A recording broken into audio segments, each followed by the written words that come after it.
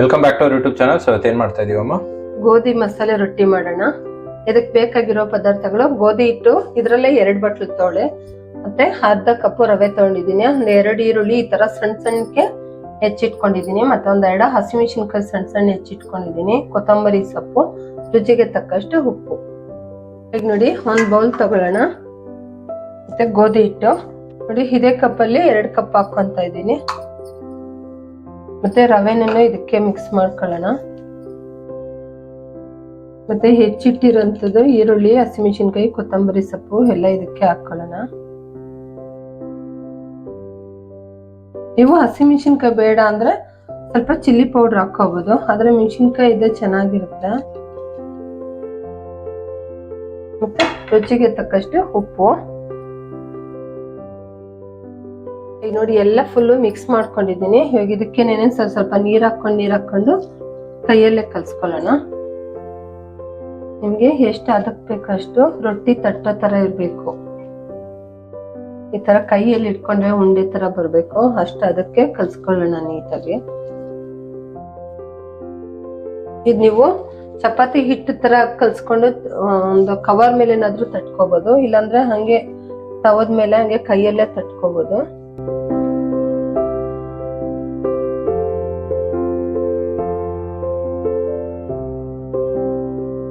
ನೋಡಿ, ಇಷ್ಟ ಅದಕ್ಕೆ ಕಲ್ಸ್ಕೊಳ್ಳಿ.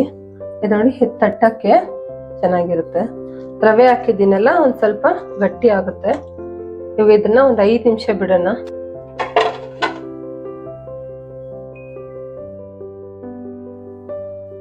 ನೋಡಿ, ಸ್ಟವ್ ಹಚ್ಕೊಂಡು ಒಂದ್ ಪಾನ್ ಇಟ್ಕೊಳ್ಳೋಣ. ನೋಡಿ, ಒಂದ್ ಸ್ವಲ್ಪ ಎಣ್ಣೆ ಸ್ಪ್ರೇ ಮಾಡ್ಕೊಳ್ಳೋಣ. ಈ ತರ ಈರುಳ್ಳಿಯಿಂದ ಈ ತರ ನೀಟಾಗಿ ಎಣ್ಣೆ ಎಲ್ಲ ಸ್ಪ್ರೆಡ್ ಮಾಡ್ಕೊಳ್ಳೋಣ. ನೋಡಿ, ಇವಾಗ ತವಾ ಕಾಯ್ದಿದೆ.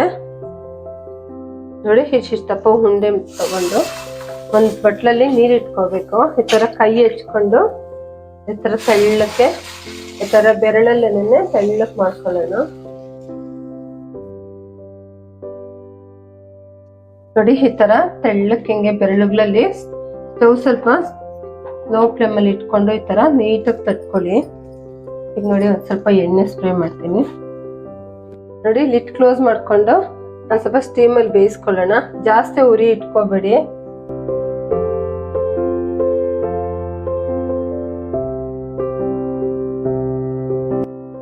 ನೋಡಿ, ಈಗ ಸ್ಟೀಮ್ ಅಲ್ಲಿ ಬೇಯಿಸ್ಕೊಂಡಿದ್ವಿ.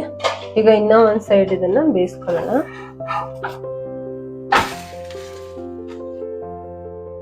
ಇನ್ನೊಂದ್ ಸ್ವಲ್ಪ ಆಯಿಲ್ ಹಾಕೊಳ್ಳೋಣ. ನೋಡಿ, ಮತ್ತೆ ಲಿಡ್ ಕ್ಲೋಸ್ ಮಾಡ್ಕೊಂಡು ಮತ್ತೊಂದ್ 2 ನಿಮಿಷ ಇನ್ನೊಂದ್ ಕಡೆ ಬೇಯಿಸ್ಕೊಳ್ಳೋಣ.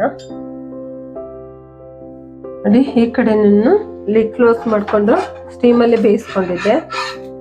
ಒಳಗಡೆ ಹಿಟ್ಟೆಲ್ಲ ಚೆನ್ನಾಗಿ ಬೇಯುತ್ತೆ, ಮತ್ತೆ ಹಬೆ ಒಳಗಡೆ ಬೇಯಿಸ್ಕೊಳ್ಳೋದ್ರಿಂದ. ನೋಡಿ, ಈ ತರ ಎಲ್ಲಾ ಕಡೆನೂ ಈ ತರ ತಿರ್ಗಿಸ್ಕೊಂಡು ನೀಟಾಗಿ ಬೇಯಿಸ್ಕೋಬೇಕು.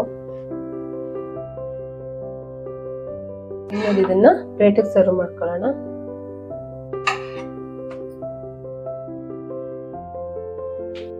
ಹಂಗೆ ಇನ್ನ ಒಂದ್ ರೊಟ್ಟಿ ಹಾಕೊಳ್ಳೋಣ. ನೋಡಿ, ಈ ತರ ಈರುಳ್ಳಿಯಿಂದ ರಬ್ ಮಾಡೋದ್ರಿಂದ ರೊಟ್ಟಿ ಆಗ್ಲಿ ದೋಸೆ ಆಗ್ಲಿ ಚೆನ್ನಾಗಿ ಬರುತ್ತೆ, ಮತ್ತೆ ತಳ ಒತ್ಕೊಳ್ಳೋದಿಲ್ಲ. ಮತ್ತೆ ನೋಡಿ, ನೀರಲ್ಲಿ ಕೈ ಎತ್ಕೊಂಡು ಈ ತರ ಎಷ್ಟಿಟ್ಟು ಉಂಡೆ ಮಾಡ್ಕೊಂಡು ಹಿಂಗೆ ಎತ್ಕೋಬೇಕು. ಇದು ನೀವು ಎಷ್ಟು ತೆಳ್ಳಕ್ ಬೇಕೋ ಅಷ್ಟು ನೀರಲ್ಲಿ ಕೈ ಹೆಚ್ಕೊಂಡು ತೆಳ್ಳಕ್ ತಟ್ಕೋಬೇಕು. ಹಿಂಗೆ ಚೆನ್ನಾಗಿ ಬರುತ್ತೆ.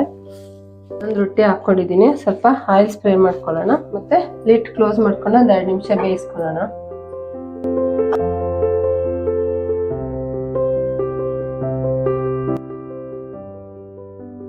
ನೋಡಿ, ಒಂದ್ ಸೈಡ್ ಬೆಂದಿದೆ, ಇನ್ನೊಂದ್ ಸೈಡ್ ಬೇಯಿಸ್ಕೊಳ್ಳೋಣ. ಇನ್ನೊಂದ್ ಸ್ವಲ್ಪ ಎಣ್ಣೆ ಸ್ಪ್ರೇ ಮಾಡ್ಕೊಳ್ಳೋಣ. ಮತ್ತೆ ಇದನ್ನು ಅಷ್ಟೇ, ಇನ್ನೊಂದ್ ಕಡೆ ಲಿಡ್ ಕ್ಲೋಸ್ ಮಾಡ್ಕೊಂಡು ಬೇಯಿಸ್ಕೊಳ್ಳೋಣ.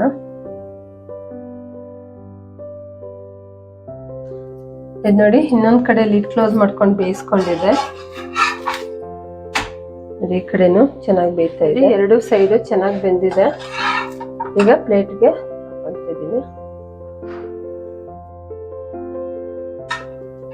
ಬಿಸಿ ಬಿಸಿ ಮಸಾಲಾ ಗೋಧಿ ರೊಟ್ಟಿ ರೆಡಿ ಆಗಿದೆ.